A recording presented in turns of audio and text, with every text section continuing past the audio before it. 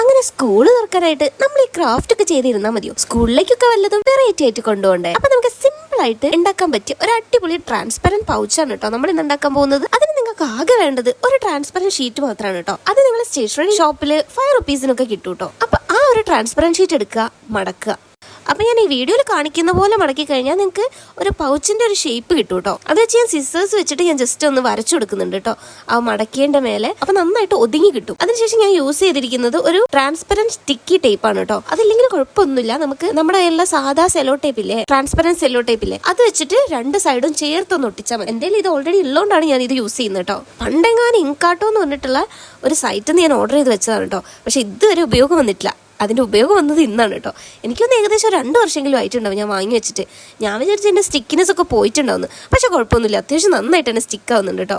Open ചെയ്യുന്ന ഭാഗം മാത്രം വിട്ടിട്ട് ബാക്കി 2 സൈഡ് ഞാൻ ഒട്ടിച്ചു കൊടുത്തു കേട്ടോ. പിന്നെ നിങ്ങൾക്ക് കുറച്ചുകൂടി ഡെക്കറേറ്റ് ചെയ്യാൻ വേണ്ടിയിട്ട് വാഷി ടേപ്സോ അല്ലെങ്കിൽ വല്ല സ്റ്റിക്കറോ അങ്ങനത്തെ കാര്യങ്ങളൊക്കെ ഒട്ടിച്ചു കൊടുക്കാം കേട്ടോ. ഞാനിവിടെ വാഷി ടേപ്പാണ് കേട്ടോ യൂസ് ചെയ്യുന്നത്. എനിക്ക് ക്യാറ്റിൻ്റെ വാഷി ടേപ്പ് ഭയങ്കര ഇഷ്ടമായി, അതുകൊണ്ട് ഞാൻ അതൊന്ന് യൂസ് ചെയ്ത് നോക്കാൻ വിചാരിച്ചു. വാങ്ങിച്ചിട്ട് ഇതുവരെ യൂസ് ചെയ്തിട്ടില്ല കേട്ടോ അതൊന്നും. ശരിക്കും പറഞ്ഞാൽ ഇതിൻ്റെ അൺബോക്സിംഗ് വീഡിയോ ഒക്കെ എൻ്റെ കയ്യിലുണ്ട്.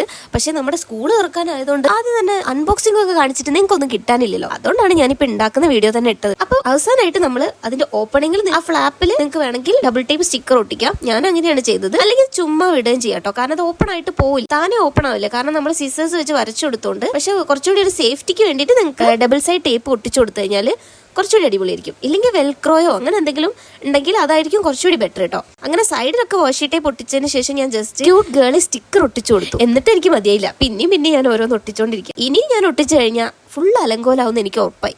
അതുകൊണ്ട് ഞാൻ 2 പൂക്കളും കൂടെ ഒട്ടിച്ചിട്ട് നിർത്തിയിട്ടോ. പിന്നെ നമ്മുടെ കയ്യിലുള്ള സ്കെയിലും പെൻസിലും പെന്നും ഒക്കെ അതിനകത്ത് ഇട്ടിട്ട് നമുക്ക് സ്കൂളിൽ കൊണ്ടുപോകാം. അപ്പൊ ഇന്നത്തെ വീഡിയോ ഭയങ്കര ഈസി അല്ലേ? നിങ്ങൾക്കും ഇത് വീട്ടിൽ ചെയ്യാവുന്നതേ ഉള്ളൂ. അപ്പൊ ചെയ്ത് നോക്കിയവര് കമന്റിൽ പറയണം കേട്ടോ. അപ്പൊ വീഡിയോ ഇഷ്ടപ്പെട്ടെങ്കിൽ ലൈക്ക് ചെയ്യുക, കമന്റ് ചെയ്യുക, സബ്സ്ക്രൈബ് ചെയ്യുക. ഇന്നത്തെ വീഡിയോ ഇത്രയേ ഉള്ളൂ. അടുത്ത വീഡിയോ കാണുന്നവരെ ബൈ.